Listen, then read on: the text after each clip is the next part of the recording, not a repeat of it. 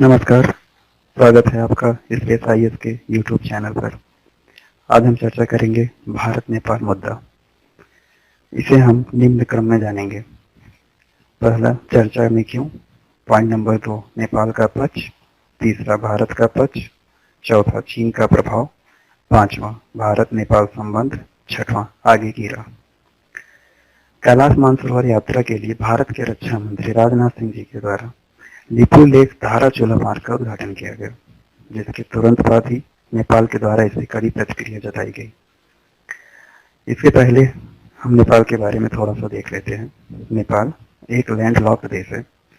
नेपाल 3 तरफ से भारत से घिरा हुआ है और 2 भारत और नेपाल के बीच में खुली सीमा है, जो कि कई बार भारत की सुरक्षा में हानिकारक भी साबित होता है। यहाँ से भारत में तस्करी की जाती है तथा दोनों देश की सीमा 1850 किलोमीटर लंबी है। भारत के 5 राज्यों के साथ नेपाल की सीमा लगती है, जो निम्न है: उत्तराखंड, उत्तर प्रदेश, बिहार, पश्चिम बंगाल और सिक्किम। आइए देखते हैं यह मुद्दा चर्चा में क्यों है। कैलाश मानसरोवर यात्रा के लिए भारत के रक्षा मंत्री द्वारा लिपुलेख धाराचूला मार्ग का उद्घाटन किया गया। यह क्यों जरूरी था? क्योंकि भारत के द्वारा बहुत से ऐसे दर्शनार्थी जो कि कैलाश मानसरोवर की यात्रा पर जाते थे। लिपुलेख धाराचूला मार्ग यह 80 किलोमीटर का मार्ग है। इसके बन जाने के बाद से 2 से 3 सप्ताह के बजाय अब 1 सप्ताह का ही समय लगेगा, अर्थात इससे समय की बचत होगी और दर्शनार्थी की सुविधा प्राप्त होगी। लिपुलेख धाराचूला मार्ग का निर्माण BRO बॉर्डर रोड ऑर्गेनाइजेशन द्वारा किया गया है। नेपाल की आपत्ति है कि महाकाली नदी के पूर्व का क्षेत्र नेपाल की सीमा में आता है। नेपाल के द्वारा एक रिवाइज्ड मैप जारी किया गया है, जिसमें कालापानी, लेम्पियाधुरा, लिपुलेख और सुस्ता को नेपाली क्षेत्र दर्शाया गया है। कालापानी कैलाश मानसरोवर की मार्ग पर है। कालापानी उत्तराखंड के पिथौरागढ़ जिला में अवस्थित है। सामरिक दृष्टि से यह भारत के लिए बहुत ही महत्वपूर्ण क्षेत्र है। यह एक ट्राई जंक्शन है, जिस पर चीन, नेपाल और भारत की सीमा लगती है। यहाँ पर भारत के द्वारा ITBP के जवान तैनात हैं। नेपाल का मानना है कि उसके राजा महेंद्र द्वारा 1962 चीन भारत युद्ध के दौरान भारतीय सुरक्षा के लिए अस्थायी तौर पर उपहार स्वरूप दिया गया था। अतः यह वर्तमान समय में नेपाल से संबंधित है। सुस्ता का विवाद गंडक नदी की वजह से है। सुस्ता पश्चिमी चंपारण जिला बिहार में अवस्थित है। गंडक नदी के तट परिवर्तन अथवा अपवाह परिवर्तन के कारण विवाद का बिंदु बना हुआ है। गंडक नदी को नेपाल में नारायणी नदी कहा जाता है। अतः इन क्षेत्रों पर नेपाल के प्रधानमंत्री KP शर्मा ओली के द्वारा नेपाली क्षेत्र का दावा किया गया है। पॉइंट नंबर 2, नेपाल का पक्ष। वर्ष 1816 में सुगौली की संधि को आधार मानकर कि महाकाली नदी के पूर्व का क्षेत्र नेपाल से संबंधित है, जिसमें लिम्पियाधुरा, कालापानी, लिपुलेख सभी नेपाली क्षेत्र हैं, जो भारत के उत्तराखंड राज्य में हैं। एंग्लो नेपाली युद्ध के बाद 1816 में नेपाल और ब्रिटिश भारत द्वारा यह संधि की गई थी।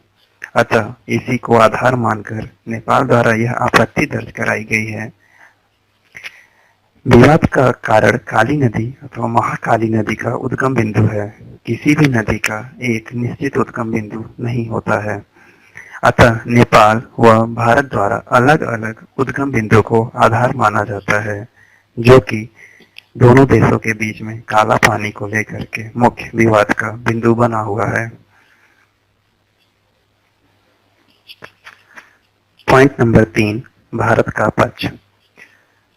काली नदी का उद्गम लिपुलेख दर्रे के नीचे स्प्रिंग में उत्पन्न होती है और सुगौली की संधि इन धाराओं के उत्तर में क्षेत्र का सीमांकन नहीं करती है।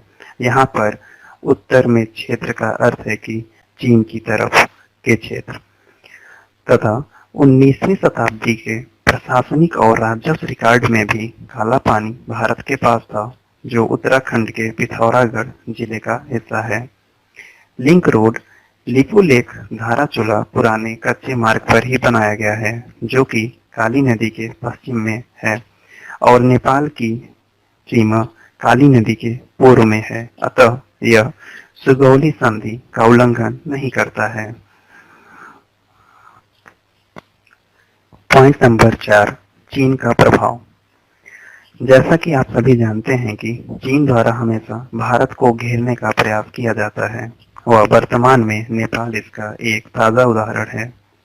नेपाल में दो Communist Party of Nepal Marxist Leninist और Communist Party of Nepal Maoist Centre, दो अलग पार्टियों के बीच में गठबंधन की सरकार है, जिससे वर्तमान सत्ताधारी पार्टी है।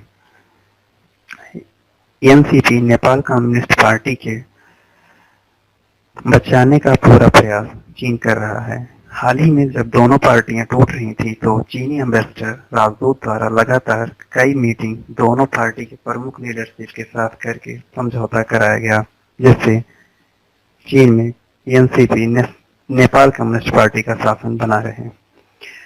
यही कारण है कि वर्तमान में नेपाल की सत्ताधारी पार्टी, जिसके प्रधानमंत्री केपी शर्मा ओली हैं, अतः स्वाभाविक रूप से यह पार्टी पूर्णतः चीनी विचारधारा का समर्थन कर रही है। इसी कारण नेपाल द्वारा भारत नेपाल सीमा पर बीओपी बॉर्डर आउटपोस्ट की संख्या लगातार बढ़ाया जा रहा है तथा नेपाली सरकार द्वारा भारतीयों पर यह आरोप लगाया गया है कि भारतीय नेपाल में कोरोना वायरस फैला रहे हैं। नेपाल बेल्ट एवं रोड इनिशिएटिव में भी शामिल हो गया है। नेपाल के कई स्कूलों में चीनी भाषा मंदारिन पढ़ाना अनिवार्य कर दिया गया है, जिसका खर्चा चीनी सरकार वहन करने को तैयार है। अर्थात चीन इस समय नेपाल में सत्ताधारी सरकार को रूल कर रही है। अतः किसी भी राष्ट्र के द्वारा अथवा लोकतांत्रिक देश में किसी दूसरे देश के द्वारा या उसके प्रभाव में शासन व्यवस्था को संभाला जाना या उसकी विदेश नीति का संचालन करना किसी भी राष्ट्र के लिए उसके राष्ट्रीय हितों के खिलाफ होता है। अतः यही कारण है कि वर्तमान नेपाल एक लैंडलॉक्ड कंट्री होने के बावजूद भारत जैसे अपने सहयोगी देश के साथ कई विवाद के मुद्दों को सामने उठा रहा है, जिससे दोनों प्रदेशों के बीच में तनाव की स्थिति बन गई है। पॉइंट नंबर 6, भारत नेपाल संबंध। नेपाल और भारत के मध्य भौगोलिक, ऐतिहासिक, सांस्कृतिक एवं आर्थिक संबंध काफी बेहतर रहे हैं।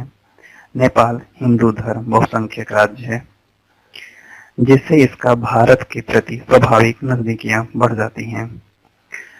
सामाजिक क्षेत्र में रोटी बेटी का रिश्ता है, अर्थात नेपाली भारत में रोजगार का सुलभ अवसर प्राप्त करते हैं, जिसका उदाहरण भारतीय सेना में गोरखा रेजिमेंट भी है।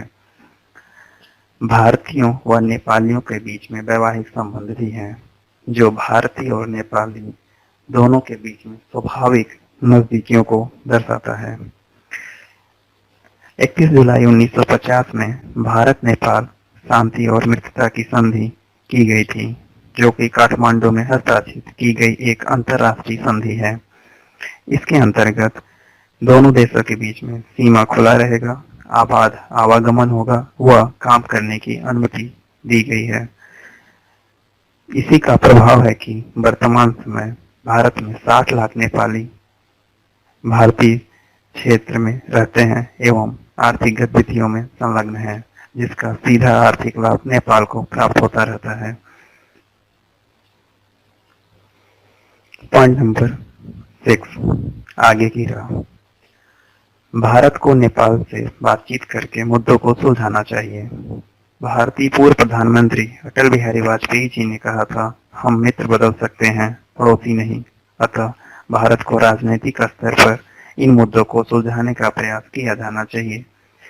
साथ ही साथ नेपाल द्वारा बीओपी बॉर्डर आउटपोस्ट की संख्या को बढ़ाने से रुकना चाहिए। इससे न केवल नेपाल पर आर्थिक दबाव बढ़ेगा, बल्कि साथ ही साथ दोनों देशों के बीच में तनाव की स्थिति भी बनी रहेगी।